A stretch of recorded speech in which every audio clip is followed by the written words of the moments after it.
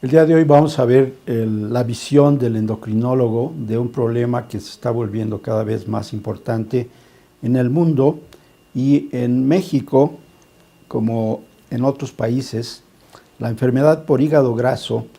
no alcohólico es la causa más común de enfermedad hepática crónica e insuficiencia hepática. Para definir el problema, se considera que existe esteatosis hepática cuando hay un aumento de más del 5% del contenido de grasa en análisis histológico, o bien cuando se utilizan métodos más exactos que no son para uso clínico, pero que sí son para uso de investigación, como es el uso de la resonancia magnética,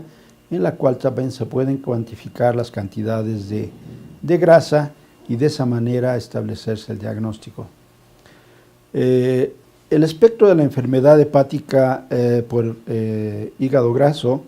incluye varias etapas de la enfermedad. La primera de ellas es la esteatosis simple, en la que solamente hay infiltración de grasa en el hígado. Lo que sigue de esto es lo que se conoce como NASH, que es la hepatitis,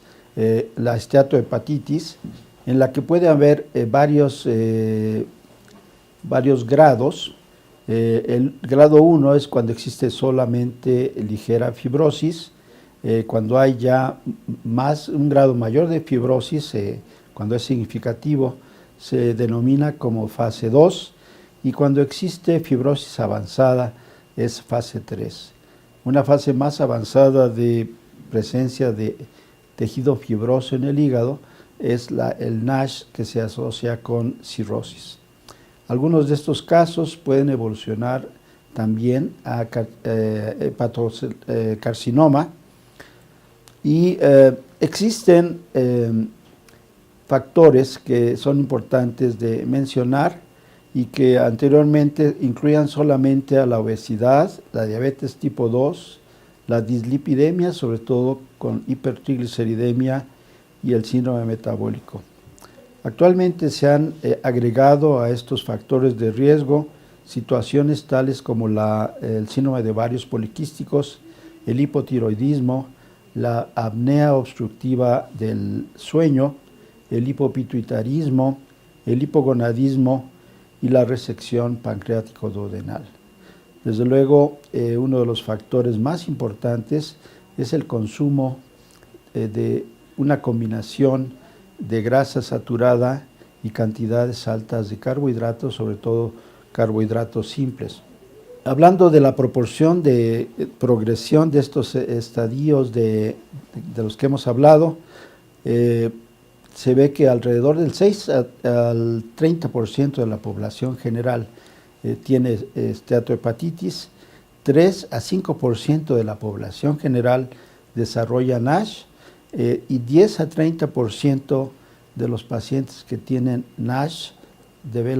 desarrollan cirrosis, y solamente 2 a 4% de aquellos pacientes que ya tienen NASH se han encontrado que pueden desarrollar hepatocarcinoma. Hay que distinguir esta situación del hígado graso no alcohólico de aquellas otras situaciones en las que puede haber acúmulo de grasa en el hígado, y que incluyen aquellas inducidas por medicamentos, las asociadas a virus, por ejemplo, hepatitis por el virus de la hepatitis C, la hemocromatosis, la hepatitis autoinmune, la enfermedad celíaca, la enfermedad de Wilson, la lipoatrofia, la hipobeta lipoproteinemia, el hipopituitarismo, la nutrición parenteral, el ayuno prolongado y los errores congénitos del metabolismo, como la enfermedad de Wolman y la deficiencia de lipasa ácida. Hablando ya de prevalencia en nuestro país, ha habido algunos estudios que no han sido muy extensos, pero que han sido hechos con mucho cuidado, y estos incluyen uno que se realizó por el grupo del doctor Misael Uribe, y que encontró que la prevalencia de esta enfermedad va del 2.8% hasta 25% en la población general en México, mientras que esta presencia de la enfermedad es mucho mayor y va del 70 al 86% en pacientes que son obesos o que tienen diabetes. Tenemos que recordar que nuestra población tenemos alrededor de 75% cuando consideramos en forma junta, es decir, ambas, la obesidad y el sobrepeso, de manera que debemos de tener una alta prevalencia de enfermedad hepática no alcohólica en nuestro país. Otra apreciación de esta prevalencia se hizo ya por dos expertos mundiales en enfermedad hepática, que son el doctor Enrique Wolpert y el doctor Kersenovich, quienes encontraron que en sujetos obesos con un índice de masa corporal de más de 30, se ha encontrado que el 75% pueden tener esteatosis y el 19% esteatohepatitis. En la obesidad mórbida, sujetos que pasan más del 200% de arriba de su peso ideal, el 93% tienen esteatosis hepática y entre un 20 y 47% tienen esteatohepatitis. Y más del 60%, esto coincide con prevalencias obtenidas en otros países, más del 60% de los que tienen diabetes tipo 2 tienen esta complicación. La relación estrecha entre el índice de masa corporal que nos indica el grado de obesidad de una persona tiene una relación directa con la presencia de esteatosis, y esto se ha demostrado por muchos estudios. Uno de ellos se muestra en esta ilustración. Hay que recordar que los componentes del síndrome metabólico incluyen una circunferencia de cintura de más de 94% en el hombre y 80% en la mujer en poblaciones caucásicas, pero en México más de 90 centímetros y más de 80 centímetros en mujeres son los límites de normalidad. La presión arterial de más de 130 a 85, la glucosa de ayunas mayor de 100, o pacientes que tienen diabetes tipo 2, los triglicéridos de más de 150 miligramos por decilitro, o un HDL que está disminuido por debajo de 40 en el hombre y menos de 50 en la mujer. Existen muchas evidencias ya de que la presencia de esta complicación, de este problema de hígado graso, se asocia estrechamente con enfermedad cardiovascular, y ya que en estos casos generalmente existe la suma de varios factores de riesgo cardiovascular, como se muestra en esta ilustración. Esto incluye aumento de triglicéridos, disminución del colesterol de HDL, aumento de LDLs oxidadas, factores inflamatorios como son datos de inflamación, como sería la elevación de la proteína C reactiva, una mayor presencia de marcadores de aterosclerosis, como son el aumento del grosor de la íntima, disfunción cardíaca, aumenta de los eventos fatales y no fatales, que incluyen infarto de miocardio, accidentes vasculares cerebrales o angina de pecho, o en fin, manifestaciones de compromiso ateroscleroso. Hay que señalar que algunas personas que tienen obesidad se mantienen sanas metabólicamente. Estos generalmente corresponden en gran parte a personas que tienen alteraciones genéticas que condicionan la predisposición a la obesidad, pero que están en cierta manera protegidos. Esto es motivo de estudios que se están llevando a cabo, incluso en nuestro departamento. La doctora Paloma Almeida está haciendo estudios para ver cuál es la naturaleza de la explicación de por qué pacientes con obesidad, incluso en ocasiones obesidad muy importante, no tienen complicaciones de este tipo. En la siguiente diapositiva se ilustra cómo en los pacientes que tienen diabetes tipo 2 y en algunas personas que aún no tienen diabetes pero que tienen obesidad, desarrollan un acúmulo de grasa que llamamos grasa visceral, Ustedes pueden ver en esa tomografía cómo hay un aumento de la grasa no solo, en forma masiva que se extiende en toda la cavidad abdominal. Y es en estos pacientes en los que se ha encontrado una mayor prevalencia de hígado graso. La resistencia a la insulina está íntimamente relacionada como factor causal de la resistencia a la insulina. Esto se ha visto demostrado en muchos estudios. Se ha visto una relación, por ejemplo, de las alteraciones en las aminotransferasas hepáticas con el grado de resistencia a la insulina. En esta ilustración ustedes pueden ver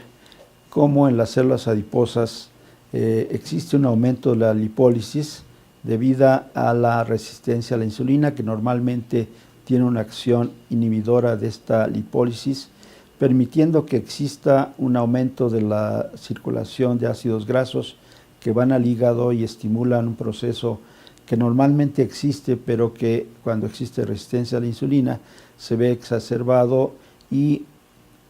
resulta en un aumento de la síntesis de triglicéridos a nivel hepático. En este proceso participan muy importantemente los niveles elevados de insulina asociados a la resistencia a la insulina, que en este caso activan el proceso de lipogénesis de novo, y por otro lado también la glucosa, y recientemente se ha encontrado que la fructosa particularmente aumentan el proceso de lipogénesis de novo, produciéndose más triglicéridos que son ensamblados en partículas con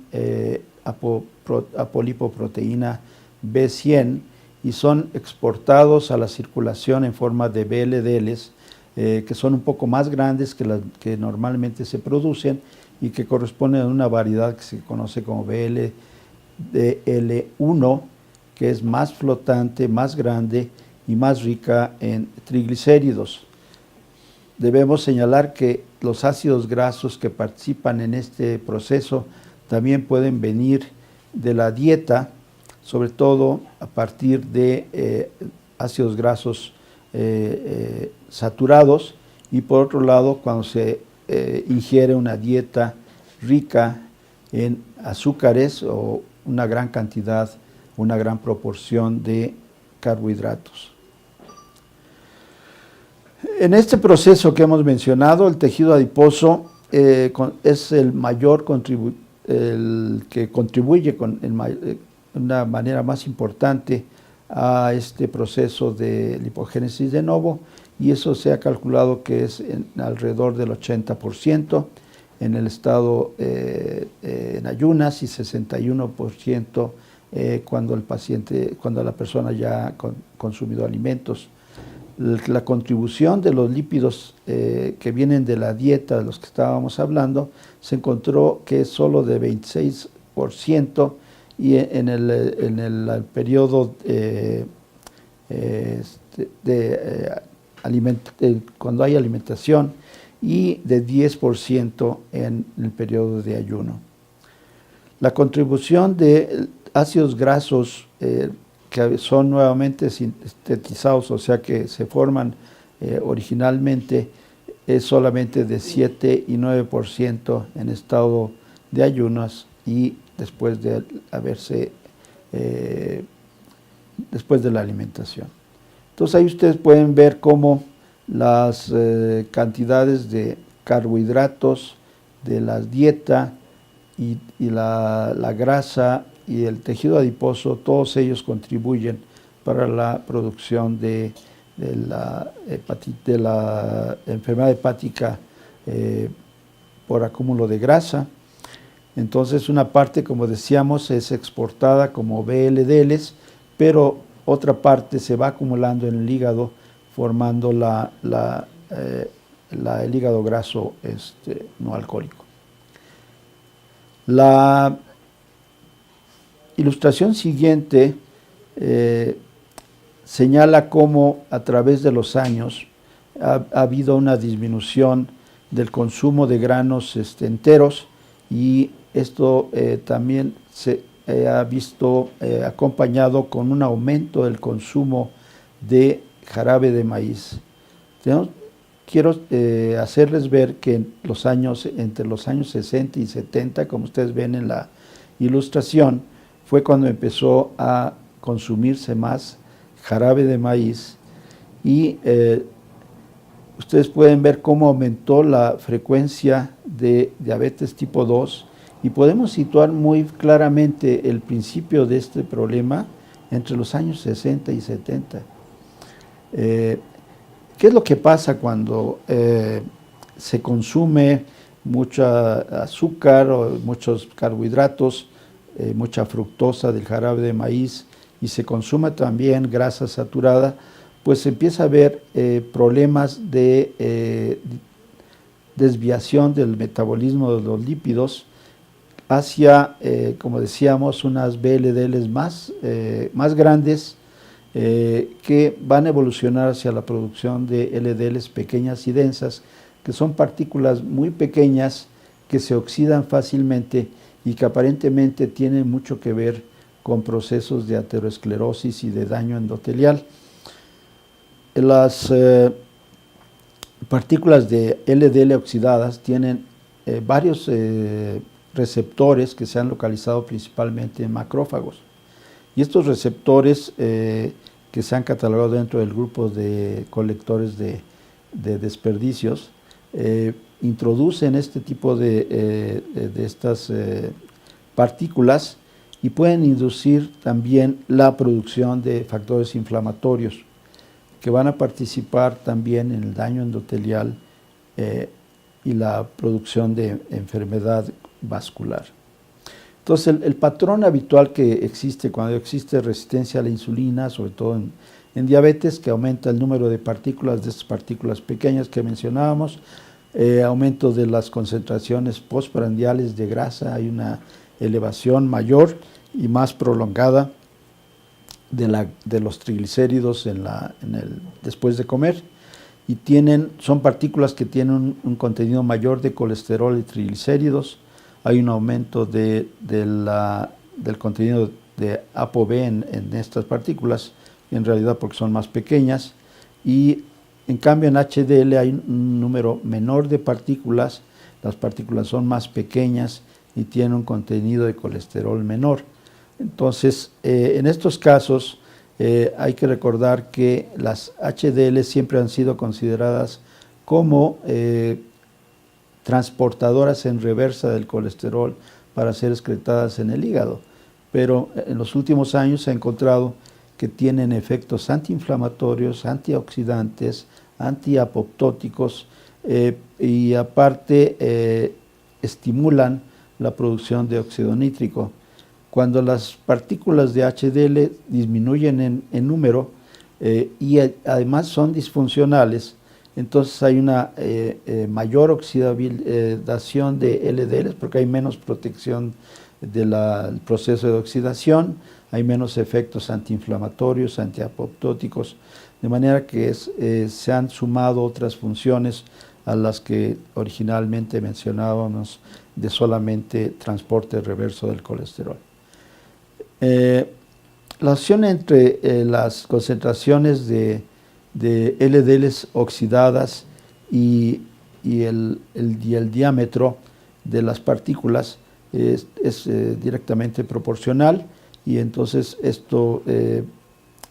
pues señala lo que habíamos mencionado, que son partículas que se oxidan más fácilmente y que entonces se transforman de ser nada más LDLs pequeñas y densas, se transforman en las otras partículas que son oxidadas. En esta ilustración les muestro cómo hay diferentes receptores en los macrófagos y el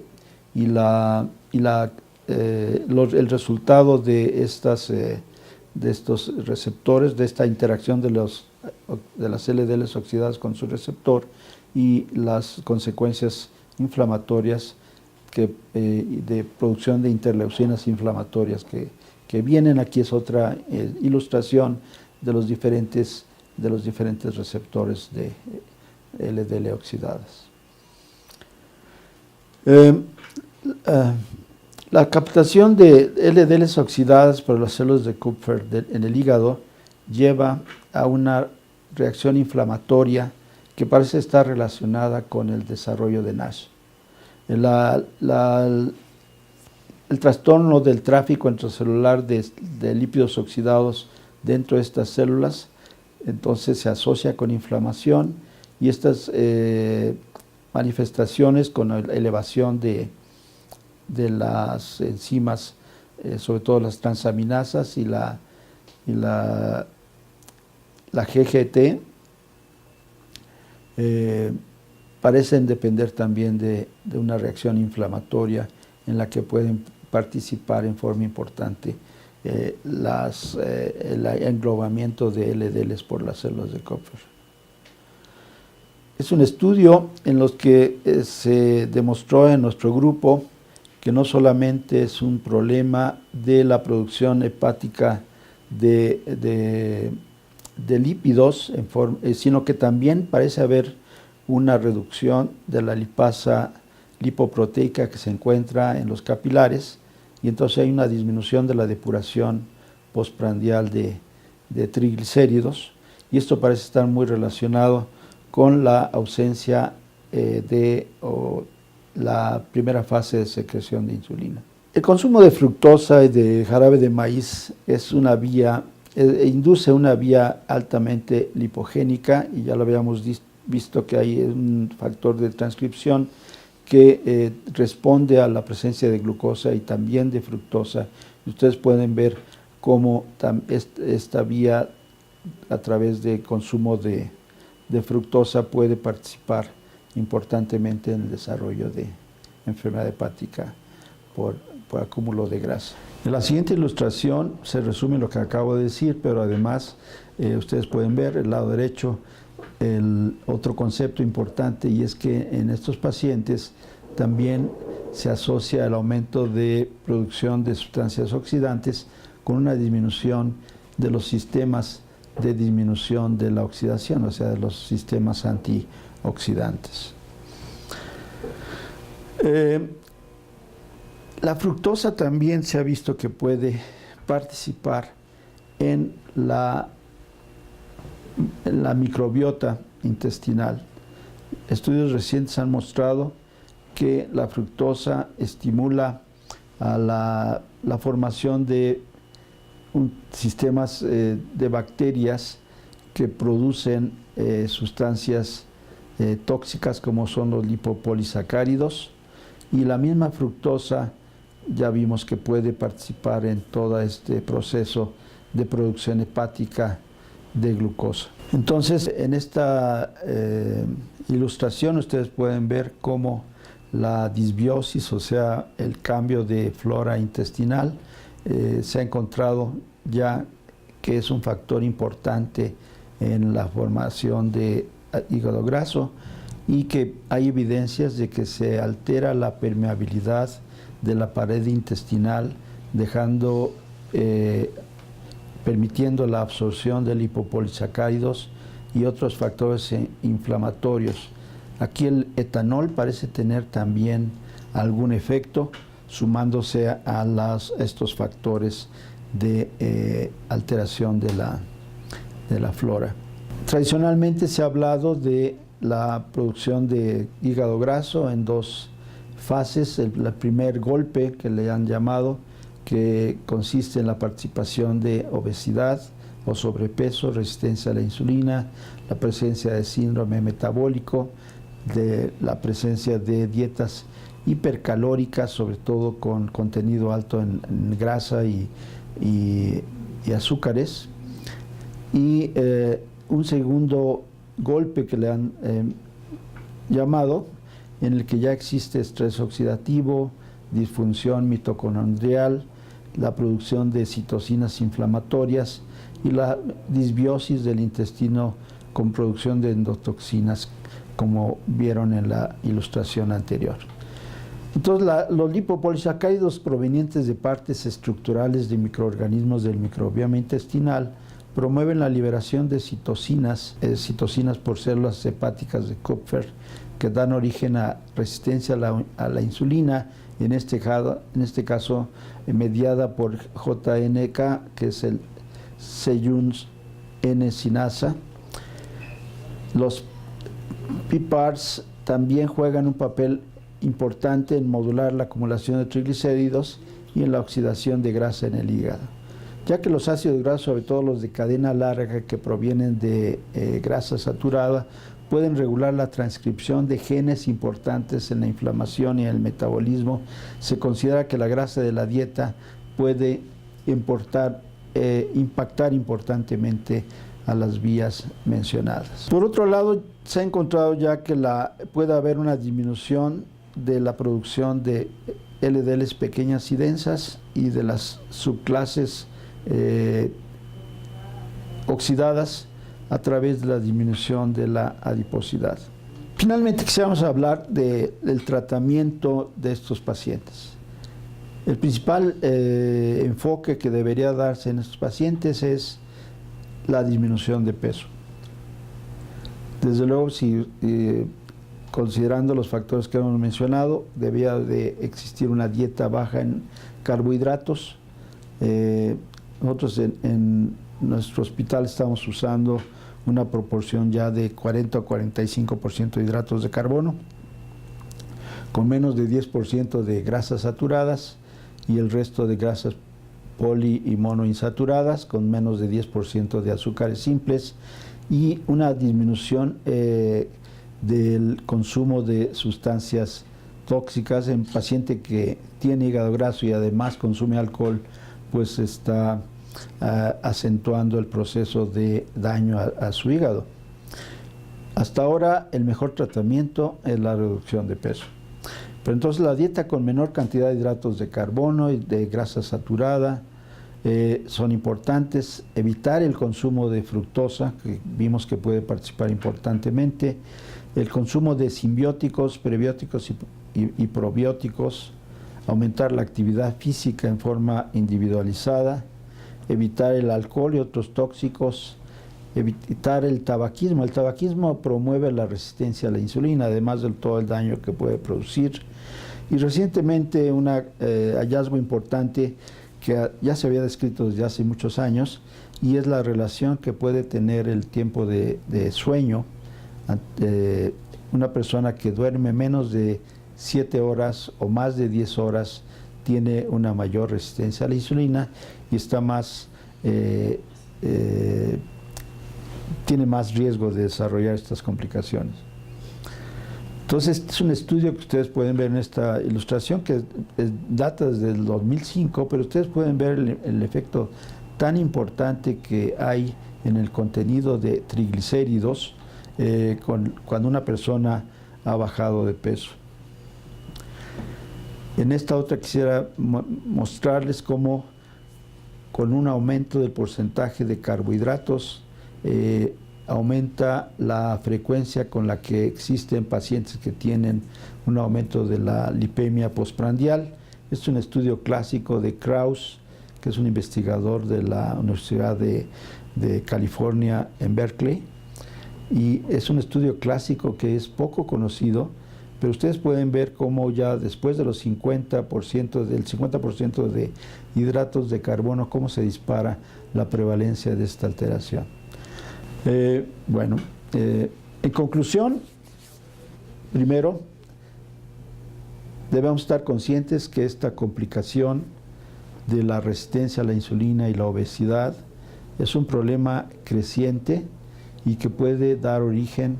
a complicaciones como es la cirrosis hepática, y en algunas personas que no reciben un tratamiento adecuado y oportuno pueden incluso desarrollar hepatocarcinoma. De manera que no es un problema que debe de considerarse como poco importante, sino que sí requiere de la participación y del tratamiento. Este es un campo en el que participan gastroenterólogos como endocrinólogos. Quizás los endocrinólogos vemos más frecuentemente estos casos porque vemos más frecuentemente pacientes con diabetes y obesidad. Entonces, un consumo de dieta adecuado, como habíamos mencionado, el dejar de fumar, el de evitar la incorporación de sustancias tóxicas al hígado. Eso también es muy importante, que el médico no prescriba medicamentos que pueden